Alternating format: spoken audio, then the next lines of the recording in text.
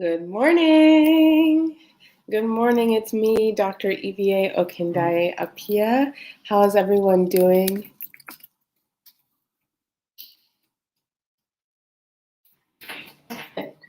Oh, let me grab one thing. Okay. I need my tester here. Okay, perfect.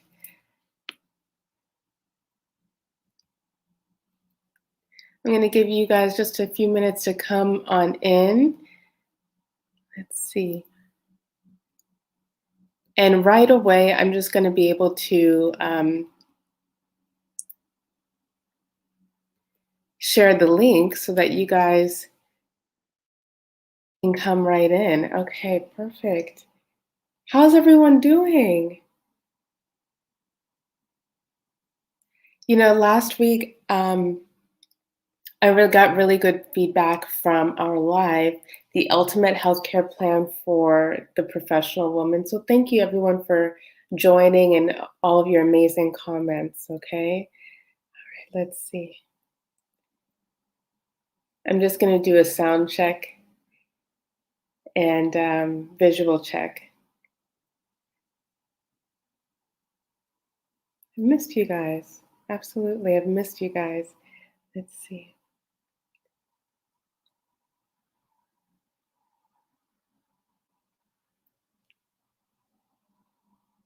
Okay, great. So I got a check here. Let me make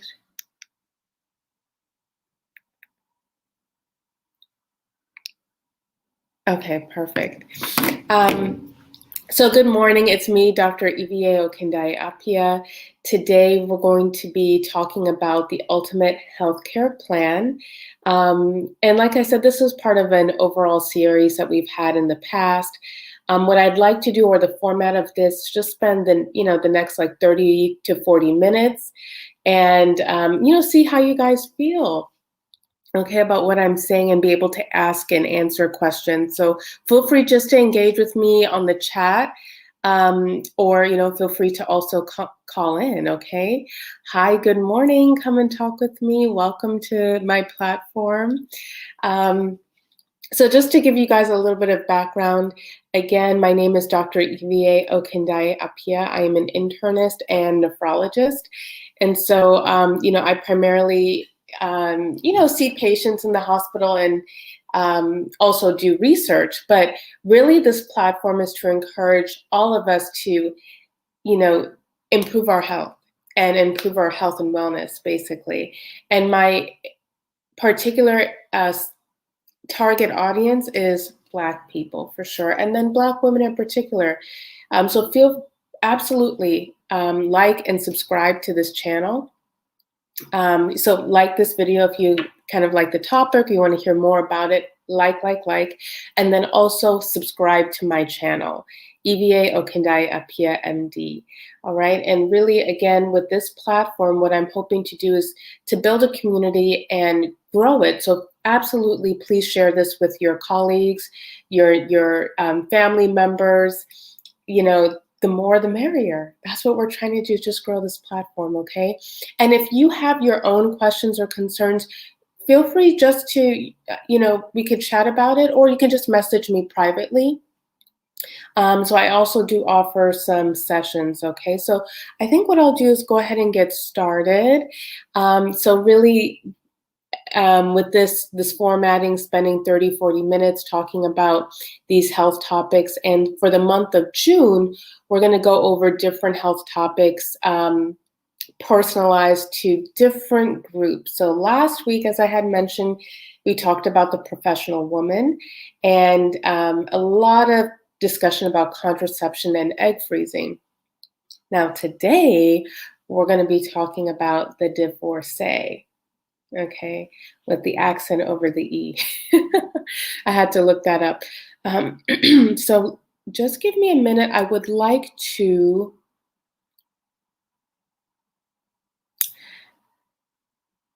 add my screen here.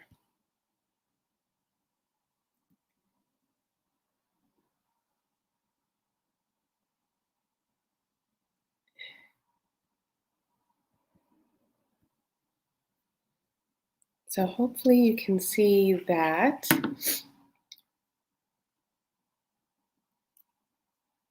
The ultimate health plan for the divorcee. Okay, perfect. Okay, perfect. So again, feel free just to type in the chat and I will, respond absolutely. Okay.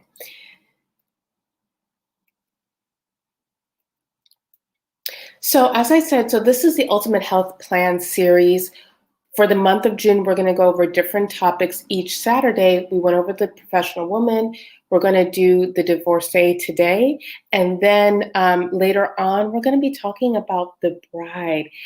Definitely stay tuned for that. So that's for anyone, not just marriage, but anyone getting involved into a new relationship or who is involved in a serious relationship. I have so much to offer for that one, especially.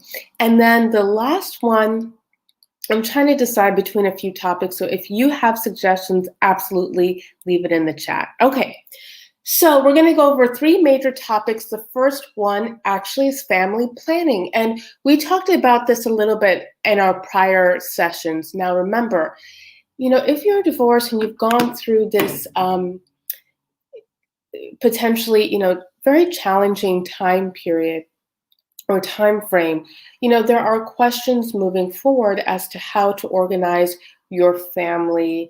You may or may not have children. You may or may not desire additional children for the next person or the next relationship. And so I think it's important to consider egg freezing and contraception. So regarding contraception, once you've decided that you feel comfortable dating and perhaps getting involved in sexual relationships, consider contraception. This may not be the most opportune time to have a pregnancy. So if pregnancy is not desired at this time or with a certain person, then definitely consider contraception. And we've talked about that before. Remember that condoms are one of the few, really an important contraception that also prevents against STDs. And the second thing is also consider egg freezing if you desire additional children. Now, you may or may not have children currently. And one thing that I've seen in friends, family who've unfortunately gone through this scenario with divorce is, at a certain point, the partner may want children, may or may not have children of his or her own, depending on, your sexual preferences. And so sometimes you want to have that option. All right. And remember, we talked about egg freezing. Egg freezing helps to freeze in that point of time the quality of the eggs. And remember, younger is better purely from a reproductive standpoint. And we went over the data of that last week. Literally, we went over the graphs that showed, unfortunately, a decreasing ability to get pregnant over time, and then also the fact that pregnancy complications will also increase as moms age. So if you're able to capture the point in time of the of egg freezing, perhaps you're a 35-year-old divorcee. Then consider egg freezing, because if you meet the next partner at the age of 40, you have captured the 35-year-old eggs, and so that just helps to prevent issues, and you have options moving forward. Now, without the egg freezing, and you decide to wait before having additional children, which is your right and certainly appropriate, then what you want to do is just remember that there are differences in risk with egg freezing versus not egg freezing. And just remember that, it could be more difficult without. So just remember those 2 major points, contraception and egg freezing. The last thing I want to say about this is in regards to family planning, we have to also remember our current family. So you may have children, and we also have to be sensitive to your children's emotional needs going through a divorce or having gone through a divorce. I know that this is a potential risk factor for sometimes divorce and other stressful family situations can actually be identified in intimate partner violence, and unfortunately, more serious situations. So, of course, not to say that this causes that, but remember that this could be a very stressful period of time, and you want to be able to give, your children those emotional needs and your family support. Okay, so I just want to mention that. All right. Now the next thing I will move on. Let's see what. Oh, I can see people are messaging me. Hi, welcome to the show.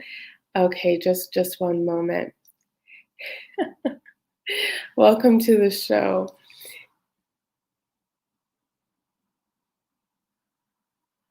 Okay, perfect. Ooh. Sorry, I'll stop sharing for just a moment there. Remove the screen. Sorry, that was giving me a maze effect here. So yeah, health is definitely wealth. Thank you for focusing on this topic for the community. Thank you so much. Oh my gosh, Dr. Odusanya, excuse me.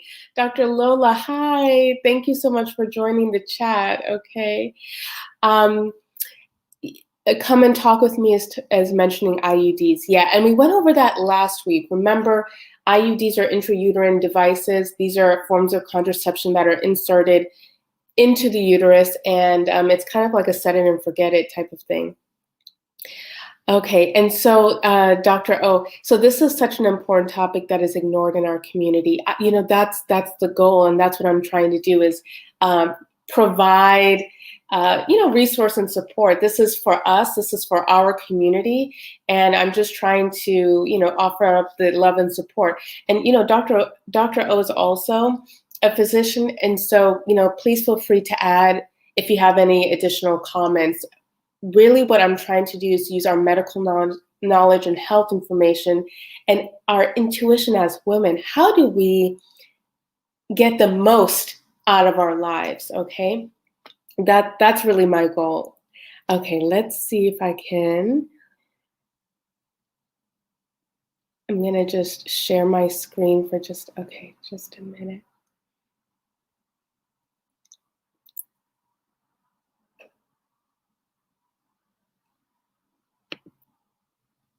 Sorry for the maze effect there. Okay, next point. Women, all women, not just divorced women, men and women, everybody needs to know this schematic.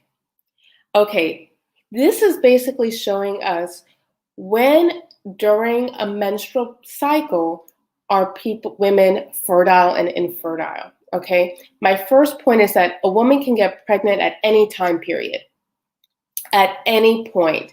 And so this is just a schematic that I showed previously last week, but just a friendly reminder that if a woman menstruates for the first week, the 2-week period after the menstrual cycle, women are the most fertile, okay? And remember that sperm from the man can stay in the reproductive tract for days. And remember, an egg tends to be released around this time, around mid-cycle.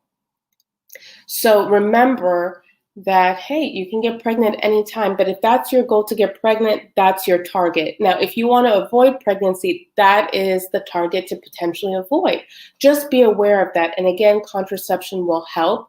We went over this graph last time that there are a variety of safe and effective types of contraception, implants, IUDs, injections. We talked about that before. The pills are very common. Patches and rings are also available. And then that was just a schematic on the right to show why and how, what is the physiologic response that these IUDs actually provide. I'm not sponsored. I don't advocate for any specific type. My goal is purely just to show that there are different effective and safe ways to, get contraception, and absolutely discuss with your physician. Okay, so I'm gonna just pause there.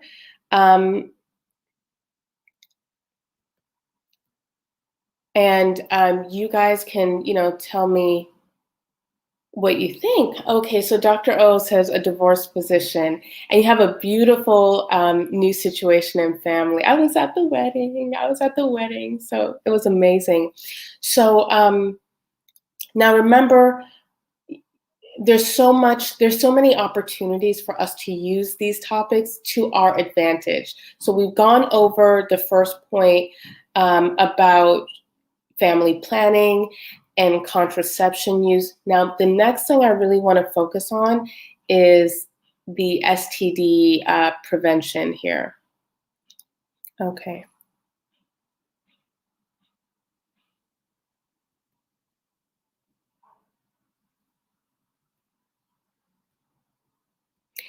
So next major point is STDs.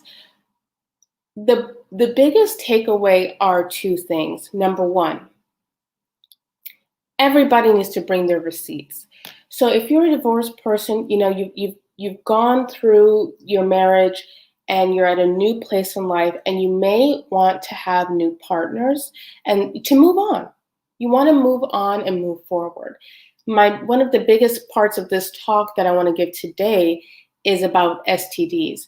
So if you decide to move on, and whenever you decide you're ready to do something like that, and you want to have a new sexual partner, two things. Number one, everyone needs to bring receipts. So what do I mean by that? What I mean by that is, before you get involved in a new partner, sexual partner, I encourage women to get tested for STDs and get that partner to get tested for STDs. And you don't necessarily need a reason. So here's what I would say. Just start fresh. If you're starting fresh and moving on with your life, that's good, that's fine. Get tested for STDs. Why? Because you can define, on this particular date, I was negative for all of these diseases. Save it in your phone, keep a record of it for yourself and for your future partner. So if you do find out that something is positive, get treated, and let's move forward. Now, a common thing that people have told me is that, like, hey, I actually don't want to get tested for STDs because, I don't want to find something, or I don't even want to go to the doctor because I don't want them to give me bad news. I totally can relate. I can understand, that anxiety. It can be scary to get tested. First of all, there are a couple of things. To know is better, so you can get treated and move on. Now, if it's a more serious one, there's still benefit in getting the treatment. And for example, HIV or herpes, those are chronic, meaning those last a long time, and that's just something you would live with. But it's better to get tested and get the treatment early on than wait and then develop complications from it. Plus, you don't want to be responsible for spreading that to somebody else if you do decide to do that. So again, remember, number one, get tested for STDs, save those records for yourself and for your future partner. And then the second thing I want to mention, another thing I want to mention is to be honest, please, with your sexual history and preferences. Do you like men, women, or both? What kind of sex are you potentially engaging in? Okay, vaginal, of course, but also we have to remember anal and oral. So these things are really important because they can actually help guide your doctor with what tests they're going to actually employ. For example, if there's anal activity, then that increases your risk for certain other kinds of sexually transmitted diseases. So we have to be able to take that into account, okay? And that's not always routinely tested, and I can get more into that in a little bit. The next thing I want to say, huge, we've talked about this all the time, is that condoms are good for STD prevention and contraception. Sometimes we forget about that, okay, I'm on the pill, that's good. The pill is good for preventing a pregnancy, But STDs, you still have to come up with a plan for. So I always recommend condoms for STD prevention and contraception. They have that dual benefit. And in case your other forms of contraception fail, this is a good at least second layer, literally, or to help prevent pregnancy. Last point is a caveat is a positive test may not necessarily be from your most recent exposure, and it may be from an old exposure. So that's why I actually recommend having STDs test periodically. Please don't forget that. So I'll give you an example, or I'll give you a little bit of background. When I was doing my residency in Chicago, I had a small sub-clinic or small group of patients that we primarily focused on contraception.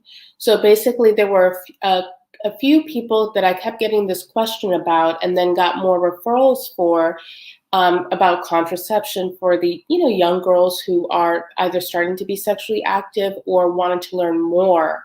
And so I developed a more of an interest in contraception at that time. And I remember, discussing all of these things with these young women, and providing the information so that they can go home and make a decision about what kind of contraception. So that's the first thing. The second thing is these are also the same people who should also be tested for STDs. If you may need contraception, you may also need STD testing. And of course, I've had to tell people that they actually do have an STD, but a lot of the times it's quick, it's simple. I give them their antibiotic and life moves on. But it's also important to remember that if you haven't been tested in a while, a positive test may not necessarily be from the most recent exposure.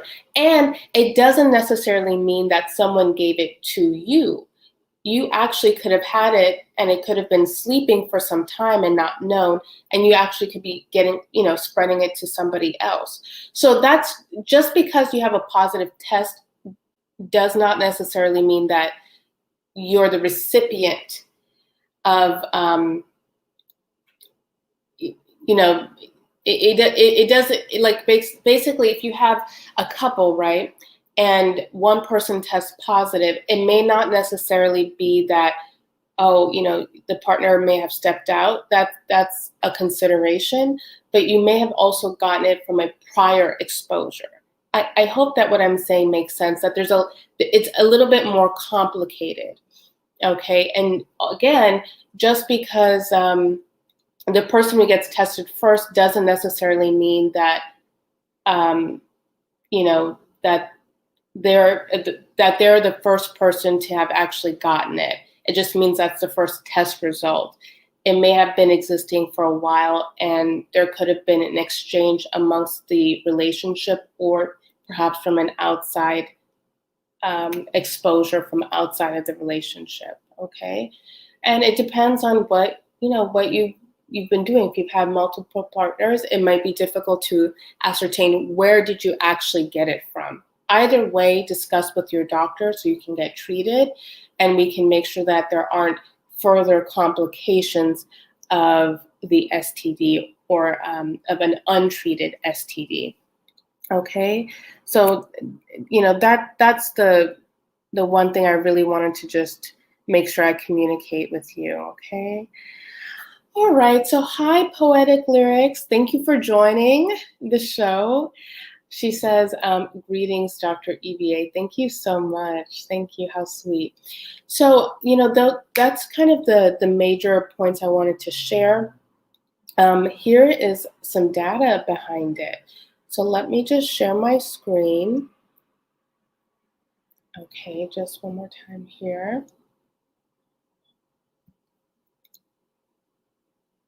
So what I will say is that STD cases are increasing over the last several years. This are the number of new cases of STDs per year. So you can see on the x-axis is time in the year listed, and then this is just telling us, how many million. And so it appears that STD cases are on the rise. I will say that one underreported age group is actually in the elderly and people over the age of 65. So people don't necessarily always remember that. Sex happens even in nursing homes. So my point is that, if you think that, oh, I'm 60, and a divorced person, people are still having sex and they're still having STDs, okay? So anytime you have a sex or a sexual experience, that risk is still there regardless of the age. I just want to mention that. And then this I got as guidelines for physicians, and it's important. So basically I want to just share that STD screening can vary based upon your gender and other specific population or high risk groups. I'll just point out to the fact that women over the age of 25 really should be tested for HIV at least one time in their lifetime. And then also these kind of more common STDs, including, these are the most two common: gonorrhea and chlamydia in the United States, syphilis, trichomoniasis, HPV, and HCV. And again, there are also increased risks for other diseases, for example, herpes and other diseases based upon the kind of sexual experience that is taking place. And for this part of the STD talk, I just want to go over briefly what increases your risk for STDs, like who are your potential exposures. And basically, anytime you're having unprotected sexual activity, you're increasing your risk for transmitting, getting and receiving an STD, having anonymous partners, if you don't know their name, or don't know much about that person, you're increasing your risk. Patients or partners with recent STDs or STIs, sexually transmitted infections. So if you've had one in the past, if a partner of yours has had an STD in the past, then they're at risk of giving it to you. And then also keep this in mind, people who have recreational IV drug use, I'm saying for you as a person or your partner as well. And remember that IV drug use, that means that's a potential source of HIV. Certain party drugs, if you kind of are moving fast in certain high risk areas of life with drug use, then that may also translate into sexual encounters. Next thing is prostitution or any situation where there's an exchange of sex for money or drugs. Again, high risk behaviors. These are people who could be less likely to use condoms. And then those who've been recently incarcerated. And this list was identified from the National Network of STD and HIV Prevention Training Center, okay? So perfect. The last thing I want to mention, and while we move on, is emotional wellness, okay? So one thing I hear commonly from women in the clinics and, who are my patients, it's hard because, women, we handle so much. Married women have a lot of responsibilities, even without children. So there's a level of support that sometimes we give to others and we don't necessarily give to ourselves. The next thing I will say is that, divorce can really trigger depression and anxiety, especially for those who've had prior history of anxiety and depression. It's a lot. I haven't, of course, gone through that myself, but I love people. I love and support women, and I've had friends and family members and loved ones who I know who've gone through divorce. And one thing I've heard people say, unfortunately, is that divorce is actually can feel worse than having a death in the family. And I remember hearing that and feeling kind of shocked, like, wow. But yes, it can trigger a heavy depression and anxiety, or just even confused feelings. And I won't go into detail about that, especially if I've, not gone through this. Really, the point of this live is really to offer tools to move forward. And so I've come up with the JETS or JET road to emotional wellness and to gain clarity and peace. So first, JETS. So J, journaling. Journaling helps to clear your mind, get thoughts out, and can be really cathartic. I know a lot of therapists and psychiatrists who really do incorporate this into their formal treatment plan. Exercising, there's just something about getting your blood pumping and getting your heart rate up that helps to also clear the mind. People use it as a stress reliever, and you start feeling good, and heck, you probably start looking even better too. Now, everyone on this channel already is, beautiful and very kind so far, absolutely. What I will say is that exercise can take us to the next level from the inside and outside, okay? And if you want that next relationship, hey, that can be a beautiful thing as well. The next thing I will say is therapy.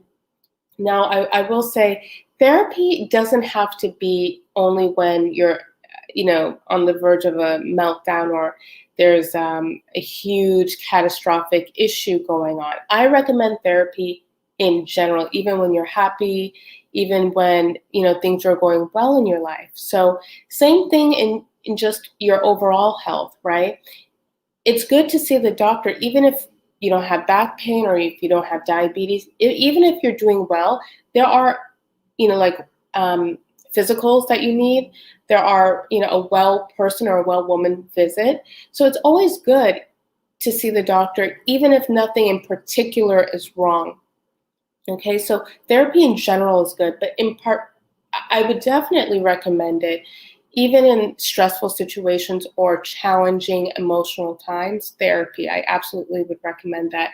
And I think since the advent of the pandemic, there are a lot more opportunities for virtual-based therapy and other medical services as well.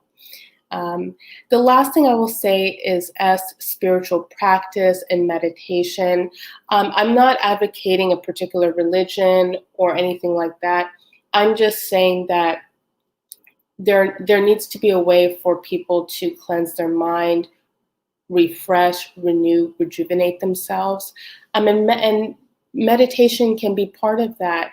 If you belong to a church or mosque or whatever religion you may be part of, that's great. But my overall goal or point is that having a spiritual practice to get centered and find you is really my largest point. Okay, so I'll wrap up here, and feel free just to call in. I put the link earlier in the chat. But overall, I'll just end by saying these kind of few things.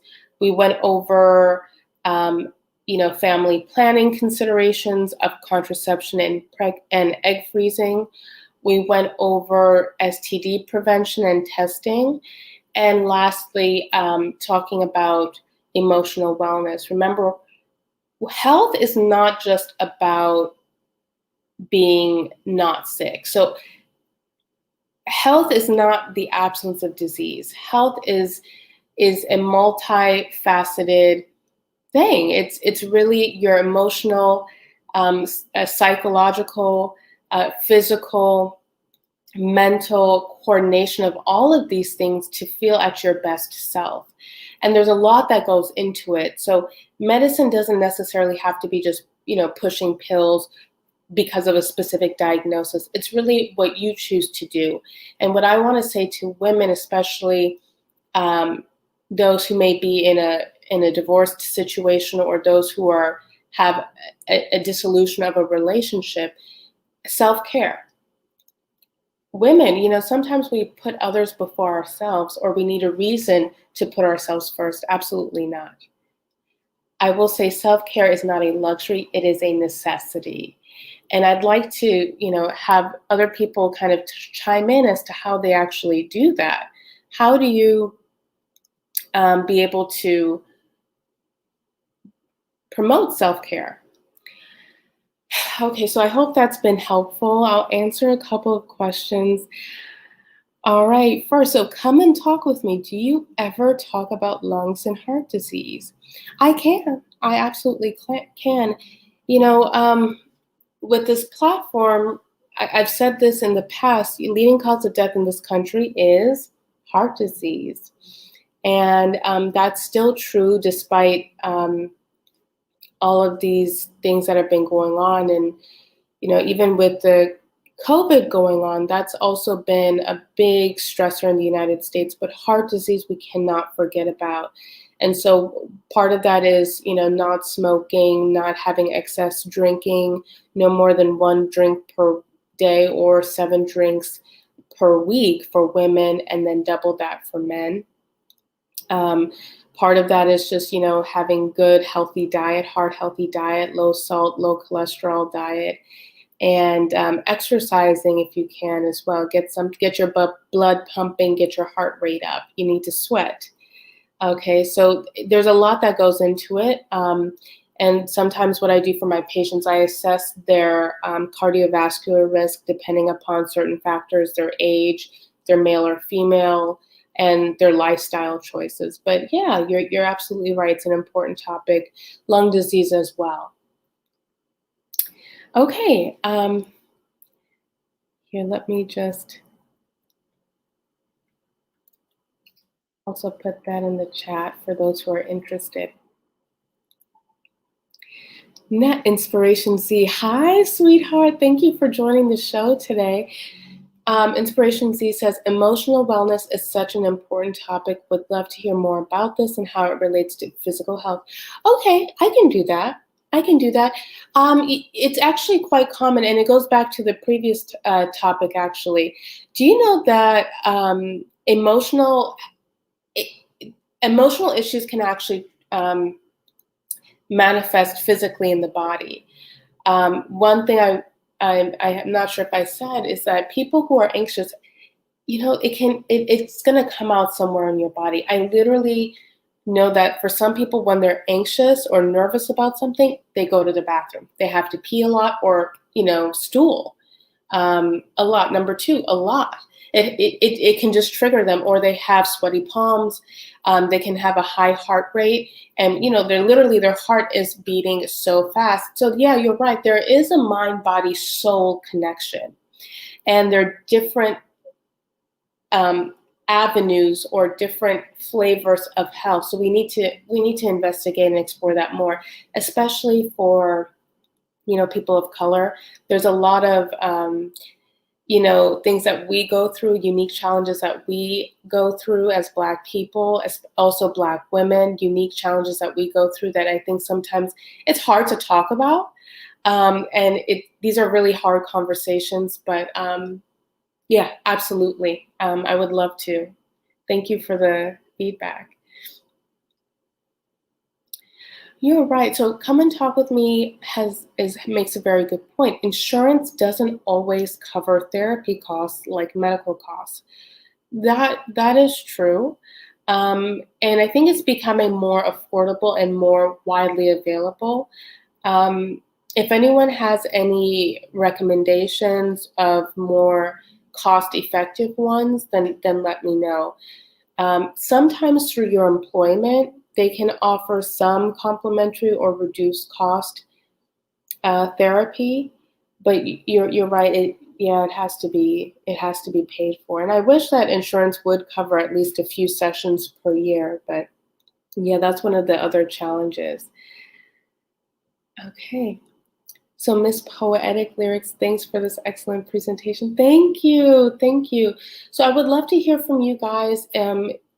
If you have any other particular topics that you'd recommend. With this Ultimate Health Plan series, what I'm trying to do is tailor issues that women face based upon science, medical information. Okay, so our first topic was the professional woman. This is now the divorced woman. Next week, we'll go over the bride, as I had mentioned, so stay tuned for that. And if you have any questions or suggestions for topics, please absolutely, DM me or message me. I also do some sessions as well to help you with your own personalized health plan. But it means that we have to get to know you a little bit, and I can support you in all of your health goals and make some recommendations, okay? So just note that I have that service available. Additionally, I will say definitely like this video if you haven't already. Share with your friends, your family, and let me know what time works best for you. So on Saturday mornings, I wanted this just to be light, conversational, just a little bit of information, like I said, just on your way to brunch, or, if you're walking in the park, and, have your friends or nieces, nephews, join in as well. So that's what I would have to say. So absolutely, there's a lot more in store for our channel. So make sure to like, share, subscribe to my channel, Ivie Okundaye Appiah, MD. I forgot to here. I'll put that up on the chat here. Yeah, here. So this is my Instagram. I'm also on Twitter, but I use Instagram more. And then, so this is also my YouTube channel name, and you're probably watching from YouTube anyway. So absolutely subscribe. All right, I think if no other comments, what I'll do is we'll catch you next Saturday. Share, like, and subscribe, okay? Thank you so much, Inspiration Z. Thank you, Dr. Ivie. This was awesome and much needed. All right, we'll catch you next week. Bye.